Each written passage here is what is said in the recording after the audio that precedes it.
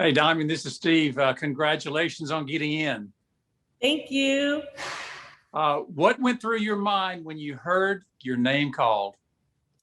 It was just a lot of excitement, just excited for my team. Of course, we get another chance to play basketball, so just very much excitement and joy.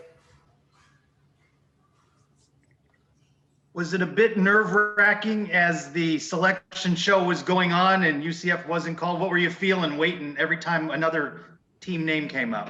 Yeah, we was very nervous. I mean, when they said UCLA, we thought it was us, so we were just like, we had a lot of jitters, but we just, we just waited it out, and we're just so excited. That's all I could say. Diamond, has today been a long day for you? This is the day that you find out whether you're in or not.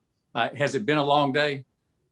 Kind of, sort of. I mean, practice took up most of the time, but I mean, we've been waiting for it. So I would say yes, then I would say no, but I mean, we were just looking forward to it. So I just can't say anything, but we're excited. That's all I can really say. How does this compare? I mean, this is the second time for the tournament for the program here. You got in 2019, which is kind of unique because the brackets were leaked early. So it was kind of weird. This one, at least, it was more nerve-wracking, right? Because you're finding out live on the spot. But how do you compare that experience and really the last week? You kind of broke up there. I couldn't really understand you for the last bit. Sorry. Oh, just no, how the last week has been. It's been okay. I mean, we're just getting ready for it. I really don't have any much to say. It's breaking a little bit. Diamond, I love seeing the smile on your face. Thanks. Last time we saw you, it was after a tough loss, and you all gave it everything you had. Have you been in the gym the last few days since then? Yes, I have. Just having confidence that we were going to get in. So, I mean, as a basketball player, you can't really give up. Still got to work out. Still got to put up shots. And when practice is day, we're just getting our groove back. So, it's been joyful. I can say that. No more tears right now. Why can this team be a force in this tournament? We're very, I would say we're very hungry. I feel like we're underdogs. As I said before, we're looking for a lot of respect. Our name, our defense go a long way. We play very hard. We listen to our coaches, of course, they're great. We're very fierce, I would say that, in the underdog. So I feel like coming in, playing UCF way, having that mindset, demanding something we really want as a team will take us a long way. This season has presented you guys with so many challenges, but to get to this point, what's the locker room feel like? What's that energy that you guys are experiencing right now? Are you guys kind of like, whew, okay, now on to the next, or kind of describe to me the emotions going on right now with the team? Once we heard our name, it was like okay, we got in, we're excited, but like tomorrow it's got to be like we're locked in now. We know what we have to get done. We have to be, we have to be locked in. Point blank period. We have to be locked in. So as captains, me and Masani, we got to get the team ready. We got to be, here in practice, so it shows up in the game. Practicing everything that we want to do in the game. So that's playing defense, playing hard, getting loose balls, all those little things. We have to start it now, knowing that we're going to play a great team. So it starts in practice. It starts now. We got the excitement out, so it's business time now. Do I push this start now? No. Coach, congratulations on getting in. Thank you. Are you able to enjoy the moment, or are you already thinking about Northwestern? Clearly, we're all head coaches, psychopaths, but it's just very nerve-wracking. It's been very nerve-wracking, and having to wait till, what was it, the third round that came up? It's just like, you don't know if you're going to get in. You see all the predictions of we're on the last four in. Are we the last four out? Like, how's this all going to play out? And so, what do you tell your team? What did we tell them today? Like, you don't want them to be heartbroken. So it's just all those emotions just going into play as you're standing there watching. How does this compare to 2019, which was unique because the bracket leaked early? Did you at least get to enjoy this once your name came out, unlike 2019 where it was kind of like thrown off? I know. Actually, I prefer 2019.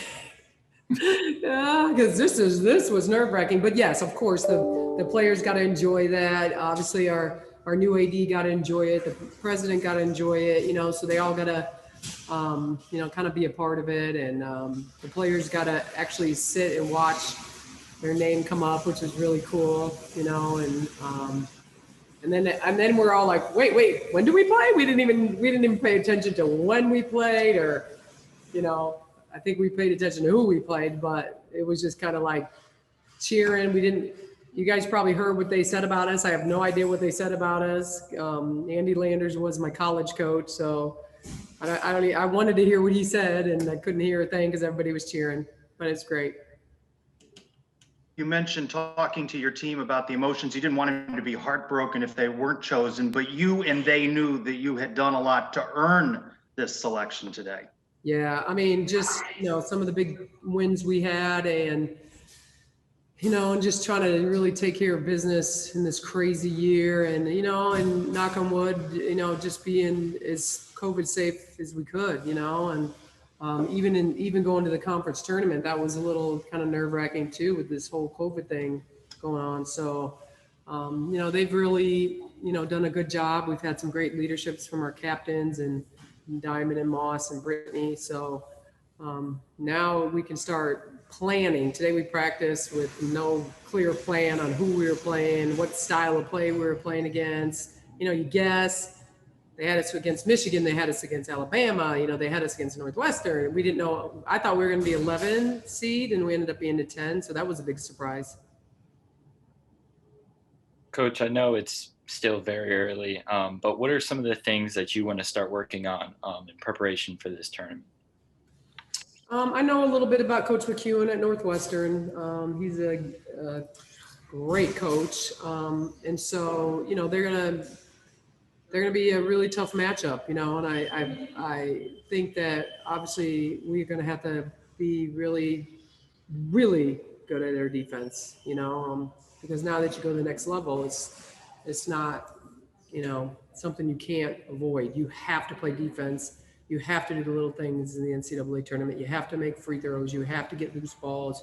You have to get stops defensively, because I think the NCAA tournament, everybody's kind of nervous offensively, you know, and so we got to play phenomenal defense. Coach, you just talked about your captains just now and how much they stepped up. Can you go into detail a little bit more, especially with Diamond, and just talk a little bit about, you know, how they've had to step up with this team this season, especially since it has been a very big, weird year for everybody. But yeah, and how Diamond has really helped out with this team as well.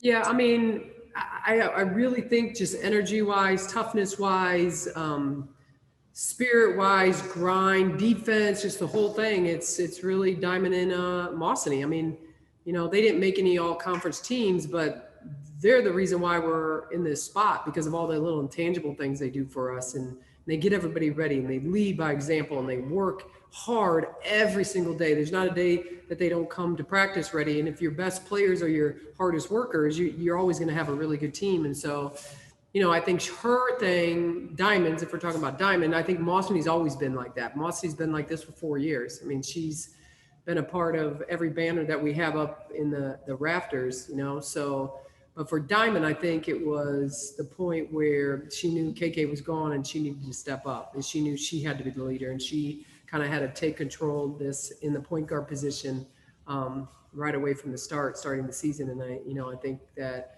we did a good job of preparing her. And actually, after KK left last year, she kind of handed and had a talk with Diamond about handing her the torch and say, you know, we've got our program exactly where we need it. Now you here it is, you know, if they can hand each other something, we should probably do that. Maybe hand each other the sword that's in my office.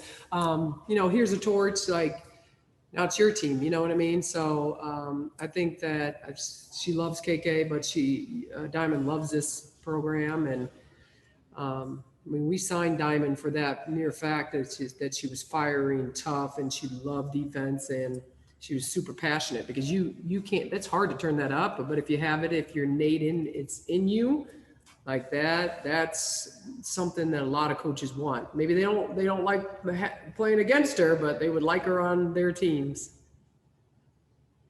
Coach, how much fun was it for you as the head coach to watch the reaction out of your team tonight when you were selected? It was awesome. I mean, there's just so many new players that haven't really played in, the NCAA tournament. It would have just, I can't even think of the year. So I don't even know if Brittany was a freshman. She was. So Brittany was a freshman. So that means Moss, Diamond, Brittany, Janaea. No, see, there's some people that weren't here. So it's Moss, Brittany.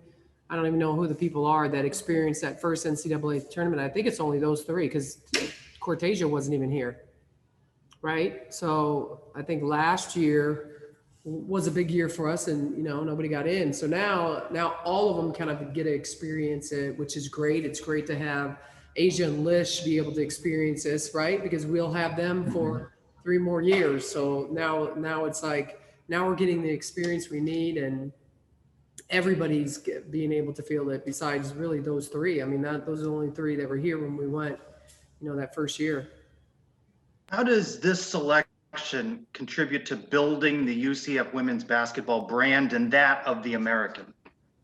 Yeah, I mean, that's key right there, the American. I think after UConn, left, a lot of our head coaches got together and said, this can't be a one-bid league. We got to continue to build our brand. I think all the coaches stepped up. I think Houston stepped up. I think Tulane was phenomenal. They have a great team. I think all of us coaches that got together and just really tried to schedule up, and make sure that, and the SEC challenge, I think, was really helpful for all of us in our league, and that, Houston beat somebody, we beat somebody, South Florida beat somebody, so that was big. We pretty much won the SEC challenge. So I think for our league, it was really big to get 2 teams in and as high as seeds as we did. So it just shows a lot of respect for our conference. I was curious, what was your reaction when you saw South Florida pop in as an 8 seed? Did that concern you? I was curious if you saw, you were looking for some clues to see what would happen and how it would affect you, positive or negative. I was just like, can we show our name? Because UCLA came up and we were all like, whoa, because we were UC, and then we're like, whoa, and I was like, oh, that was like, it's not UCF, right? But obviously, I'm super happy for him, and he texted me right away, and I texted him back right away, and good job, Abe, and let's do this for our conference, kind of thing. So when I did see that, I did ask Megan. I was like, is that his seed? Was that his predicted seed? So, I really thought we were going to be 11 or 12. So having a 8 and a 10 is pretty good. 2 straight NCAA tournament appearances for this program. That's never happened before in this program in the D1 era. That's pretty special with this group here making this history here, part of building like you talked about earlier. Yeah, well, I mean, if you look at Steve's background, you see the banners. So today in practice, Eric, you're talking about it, and today in practice, I stopped them before we even started. And I said, I want you to look up at those banners. So our first year, WNIT, our second year was WNIT. And honestly, our second year, we might have gone the NCAA tournament, but Tolu and Fifi tore their ACLs. And so Kayla Thigpen was playing the post. So, and you know how I feel about post players. I want, poor thing, she's playing the post. She's not post, right? But she stepped up. And then the next year we went to the NCAA tournament. And then last year, these are the banners up. And then last year, nothing, because we didn't get that opportunity. And I asked the team today, do you guys want one up there? Do you guys want a banner up there? I mean, this is our opportunity to have one, So it was really cool that it all came around, and it happened tonight. So now I can say, see, now we can get a banner, but we don't just want a banner, do we? We want to try to, make some noise and represent UCF and obviously make our name known.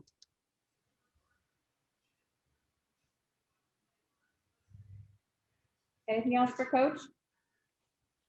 I'm good. All right, thanks, everybody. Thank you, Coach. Thank you. Thanks, Coach. Thank you. Congrats, coach. Thank Thank you. you. Congrats. Thank you.